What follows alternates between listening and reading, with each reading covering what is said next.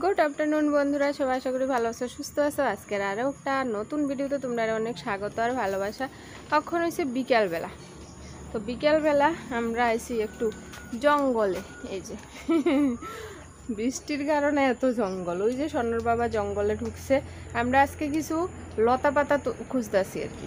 সনো ইয়ানে বইয়ে পড়তেছে। আরে বাপরে, পণ্ডিত হয়ে যেতেছে সনো ইয়ানে বইয়ে। মশা কামড়াবে। তো সনর বাবা ওইদিকে গেছে খারগন পাতা তুলতেছে। আমরা বাড়িতে যত রকমের পাতা লতা আছে খাওয়ান যায় যেটি সব তুলালাম, যে আমি এটা লই আইছি। সনর বাবা এত জঙ্গল, আমার যাইতে ভয় করতেছে। আমি কইতে সিটির মধ্যে সাপ আছে। সনর বাবা কহে হ্যাঁ আছে, কচু সাপ। তা আমি কই তুমি যাও। তখন সনর বাবা গেছে। আর এদিকে একটা খারগন পাতা গাছ আছে, এই যে এটার থেকে আমি তুলুম। আর সনর বাবা জঙ্গলের থেকে তুলে নিতেছে। এদিকে ঘরের কিছু প্যাকেট ট্যাকেট আসিল, ওইটি পোড়াতে দিছে আর কি। হ্যাঁ, এমনি নর্মাল সবজি গাছ ফুল গাছে সার দিলেও হয় না, আর জঙ্গলের লতা ফাতা কেমনে হয় দেখো। এই যে পুকুর, এটা হচ্ছে আপনার পুকুর পার, এই হচ্ছে আপনার ঘর। অনেকটি হয়েছে তো, ইয়ানো একটা বড় গাছ আছে। এই যে সবজিওয়ালা ভাই।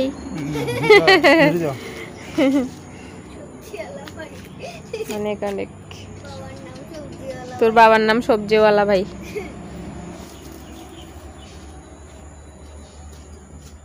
এবার এই গাছ থেকে আমি তুললাম।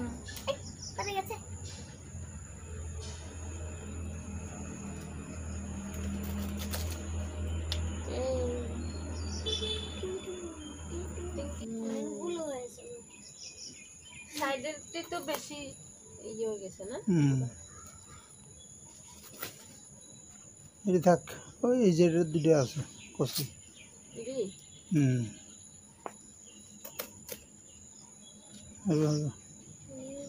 আর লাগবো না। এই দেখো, এই টপটার মধ্যে আদামনি পাতা হয়েছে অনেকটি। তো আদামনি পাতারে তুলি। আর মোরগে অনেকটি খাইয়ে লাইছে। ওই দেখো কেমনে খাইছে, এই যে পাতাটি খাইয়ে লাই। আমাদের মোরগটিও খুব দুষ্ট, বেশি দুষ্ট।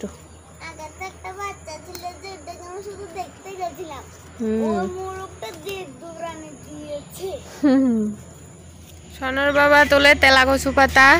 একদম কাঁঠাল গাছ দেখো, আমাদের কাঁঠাল গাছটার কি অবস্থা। কাঁঠাল গাছের গোড়ার মধ্যে আগুন দেয়, তো কাঁঠাল গাছটা গেছে।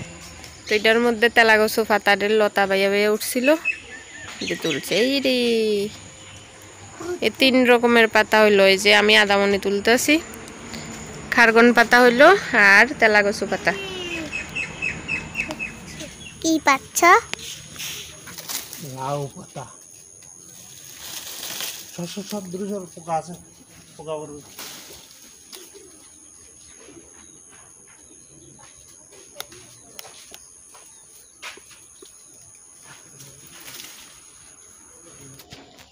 দেখো কারি পাতা গাছটা বৃষ্টিতে পুরা ঘুমিয়ে গেছে। এটার থেকে কিছু পাতা তুললে তাহলে একটু হালকা হইলে না, যদি সোজা হয় আর কি। তো কারি পাতা দিয়েও একটা রেসিপি করুম কালকে। এই সব পাতার রেসিপি রান্নাও জানতে পারি। দেখি কি কি রেসিপি তৈরি করতে পারি। আজকে আর হইতো না, কালকে সকালে। দেখতে থাকো। এই দেখো সব দুনিয়ার পাতার টাল আনিয়ে দিছি। সব পাতা ঘরে, বাইরের সব পাতা। তো এটি রাত্রে সব মানে রেডি করে রাখুম, সকালে সব রেসিপি বানাবো। তোমরা দেখতে থাকো। তো তোমরা তো কালকে দেখছোই আমি অনেকটি পাতা টাতা তুলছি বিকালবেলা, আমি আর আমার হাজব্যান্ড মিললে। তো 5 রকমের পাতা তুললাম। তো এটি রাত্রেবেলা সব বাচ্চা কাটটা কুটটা রেডি করে রাখছি। তো সকালবেলা সব ধুয়ে টুয়ে রেডি করছি। এই যে এটা হচ্ছে খারগন পাতা, আর এটা হচ্ছে তেলা কচু পাতা, আদামনি পাতা, কারি পাতা আর লাউ পাতা। আর ইয়ানে ইডির লগে যা যা লাগবো ইডি লইছি পেঁয়াজ, রসুন, কাঁচা লঙ্কা আর শীতল, মানে শুটকি শীতল আর কি। তো এটি আমি এই 5 রকমের পাতা দিয়ে আজকে আমি 5 রকমের ভর্তা বানাবো। সব কিছু ভর্তা, অন্য কোনো আইটেম হতো না, সব ভর্তা। তো চলো এবার 5 রকমের পাতার ভর্তা বানাইতে কেমনে কেমনে বানাই পুরোটাই তোমরা লগে শেয়ার করব। চলো দেখতে থাকো। তো চলো বন্ধুরা আজকে 5 রকমের ভর্তা বানাই দেখাই তোমরারে। প্রথমে আমি কড়াইতে কারি পাতার ভর্তা বানানোর লাগে কারি পাতা দিয়ে দিছি। এই কারি পাতার ভর্তা আমি জীবনে প্রথমবার বানাইতে আসি আর তোমরা লোকও প্রথমবার শেয়ার করতে আসি। কারি পাতার বড়া বানাইছি বেসন দিয়া, বিভিন্ন রকমভাবে ভাজা করিয়া খাইছি, বিভিন্ন তরকারিতে ইউজ করছি, কিন্তু ভর্তা কোনোদিন বানাইছি না। আজকে যেহেতু সবকটা পাতারই আমি ভর্তা বানানোর প্ল্যান করছি, এর লেগে কারি পাতারও ভর্তা বানাইতে আসি। তো শুকনা কড়াইতে কারি পাতা, লঙ্কা আর রসুন দিয়া ভালো করে টাইলা লইছি, টাইলা মিক্সারে পেস্ট করছি। তারপরে কড়াইতে দিছি একটু সরষের তেল। অবশ্যই এরকম বাটা টাটার মধ্যে কিন্তু সরষের তেলটাই কিন্তু ভালো আর কি, সাদা তেল দিয়ে করলে অতটা টেস্ট হয় না। তো সরষের তেলের মধ্যে পেঁয়াজটা ভাজা, তারপরে পেস্ট করা কারি পাতা দিয়া লবণ হলুদ দিয়া ভালো করে ভাজা টাজা, তারপরে একটু শুকনা শুকনা হইলে নামাই এলামু। তো এটার লাস্টে তোমরা দেখামু লুকটা কেমন হয়েছে। তারপরে এই কড়াইতে আবার কড়াইটা ধুয়ে টুয়ে এটার মধ্যে দিয়ে দিছি লাউ পাতার কুচি করাটা। লাউ পাতাটারে কুচি করে ধুয়ে টুয়ে লইছি। তো লাউ পাতাটার সঙ্গে কিচ্ছু দিছি না আমি, খালি খালি লাউ পাতাটারে কিন্তু শুকনা কড়াইয়ের মধ্যে টাইলা তারপরে মিক্সারের পাত্রে লইতে আসি। এটার এবার পেস্ট করুম। তো পেস্ট করে তারপরে কড়াইতে সেম একই পদ্ধতিতে সরষের তেল দিছি। সরষের তেলটা গরম হওয়ার পর এটার মধ্যে শুকনা লঙ্কা দিছি। শুকনা লঙ্কাটা ভাজা তারপরে আলাদা করে উঠাইয়া রাখুম, কারণ লাউ পাতার শাক আমরা সাধারণত এমনিতেই খাই, লাউ পাতার শাকের সঙ্গে এরকম শুকনা লঙ্কাই খাইতে ভাল লাগে। তো এটা যেহেতু ভর্তা, তো মোটামুটি সেম শাকের মতো করে রান্না করতেছি, শুধুমাত্র শাক রান্না করলে কুচি করা শাকটা রান্না করা হয়, কিন্তু আমি ওখানে পেস্ট করে রান্না করতেছি। তো আমি কড়াইয়ের মধ্যে রসুন বাটা দিলাম, রসুন বাটাটা একটু ভাজা, তারপরে লাউ পাতার পেস্টটা দিলাম। এবার এটার মধ্যে লবণ আর হলুদ দিছি, আর কিচ্ছু দন লাগতো না, কারণ শুকনা লঙ্কা আমি কিন্তু আগেই ভাজা লইছি, লঙ্কা লেগে দন লাগতো না। তো এটারে আমি ভালো করে একদম শুকনা শুকনা করে শেষ রান্না। তো 2 রকমের আমার বাটা ভর্তা কমপ্লিট। এবার তৃতীয় নাম্বারে আছে খারগন পাতা। তো খারগন পাতার সঙ্গে আমি একটু কাঁচা লঙ্কা দিলাম, তারপরে একটুখানি টালনের পরে কয়েক কোষ রসুনও দিলাম। এবার আরও কিছুক্ষণ টালতাছি, এটাও শুকনা কড়াইয়ের মধ্যে। তো এটা টাললে এবার পেস্ট করতেছি, এই যে মিক্সারের পাত্রে নিলাম।